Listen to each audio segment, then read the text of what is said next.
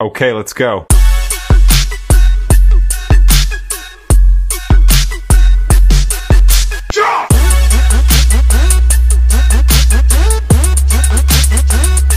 మీకు తెలుసా మన భారతదేశంలో ప్రతి ఆలయానికి ఒక ప్రత్యేకమైన కళ, ఆర్ట్, ఆర్కిటెక్చర్ ఉంటుంది. కానీ ఈసారి నవరాత్రి హైదరాబాద్లో ఒక మండపం అయితే నిజంగా కర్ణాటకలో ఒక ఆలయాన్ని చూసి ఇన్స్పైర్ అయ్యి అదే విధంగా ఇక్కడ అమ్మవారిని తయారు చేశారు. ఇదైతే నాకు చాలా ఆశ్చర్యంగా ఉంది. ఇది మరెక్కడో కాదండి, మన మీర్పేట్ ఎస్ఆర్ఆర్ మస్తీ అసోసియేషన్ వాళ్ళు ఏర్పాటు చేసిన ఒక అద్భుతమైన టెంపుల్ కాన్సెప్ట్ దుర్గామాత మండపం.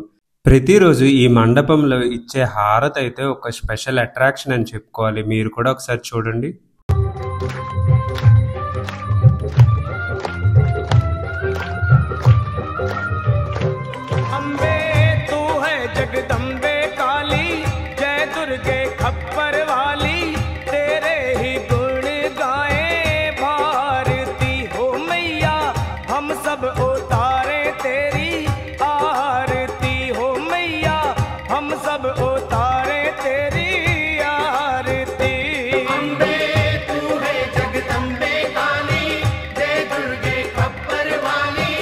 ఇక్కడ దుర్గామాత ఐడియల్లో కూడా ఇంకో ప్రత్యేకత ఉంది. దేవి రూపం చాలా నిజమైన మహిళలా అనిపిస్తుంది. ముఖ్యంగా జుట్టు చూడగానే నిజమైన జుట్టులా అనిపించింది నాకైతే. ఇలాంటి కళా నైపుణ్యాన్ని మనం చాలా అరుదుగా చూస్తాం.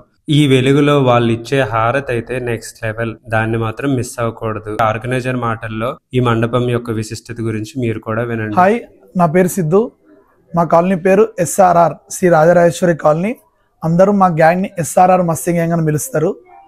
మేము గత 25 yearsగా వినాయకుడిని పెడుతున్నాము ఇదే కాలనీలో.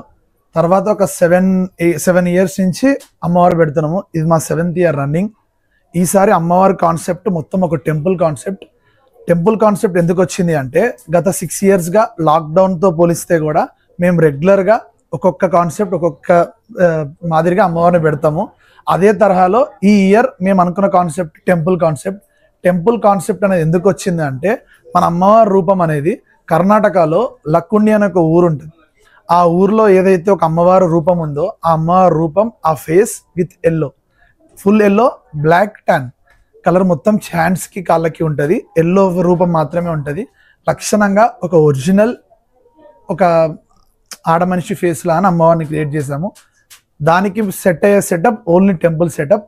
అందుకే మొత్తం చుట్టుపక్కల గోపురంతో ప్లాన్ చేసేసి real pillars with ancient type పెట్టేసేసి గర్భగుడిలో అమ్మవారిని కూర్చోబెట్టి ప్లాన్ చేసి గర్భగుడిలో అమ్మవారిని కూర్చోబెట్టాము. దీనికి మేము ఒక్కలమే కాదు, కాలనీలో అందరి సపోర్ట్ మాకు ఎప్పుడు ఉంటుంది. ఎప్పుడు అందరి సపోర్ట్తోనే గత 7 yearsగా చేస్తున్నాం.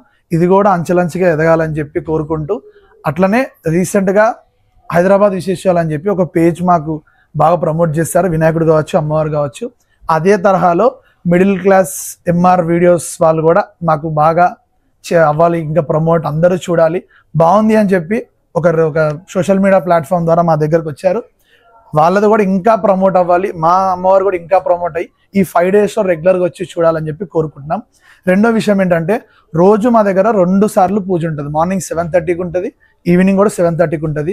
ఎస్పెషల్లీ ఈవినింగ్ 8:40 to 9 o'clock మధ్యలో ఉండే హారతి మాత్రం నెక్స్ట్ లెవెల్ ఉంటుంది. మీకు ఒక ఓపిక ఉంటే you can catch out of our Instagram page SRR Masti gang. అందులో లైవ్ వస్తుంది. మీకు రెగ్యులర్ ఏ అప్డేట్స్ కావాలన్నా, వినాయకుడు కావచ్చు, అమ్మవారు కావచ్చు, ఏది కావాలన్నా కూడా ఎస్ఆర్ఆర్ మస్తీ గ్యాంగ్ అని ఇన్స్టాగ్రామ్లో కొట్టండి. ఆ ఇన్స్టాగ్రామ్ మీకు రెగ్యులర్ అప్డేట్స్ వస్తాయి. హారతి కూడా లైవ్ వస్తుంది, చూడండి. కావాలంటే వచ్చి రియల్గా విజిట్ చేయండి. Thank you.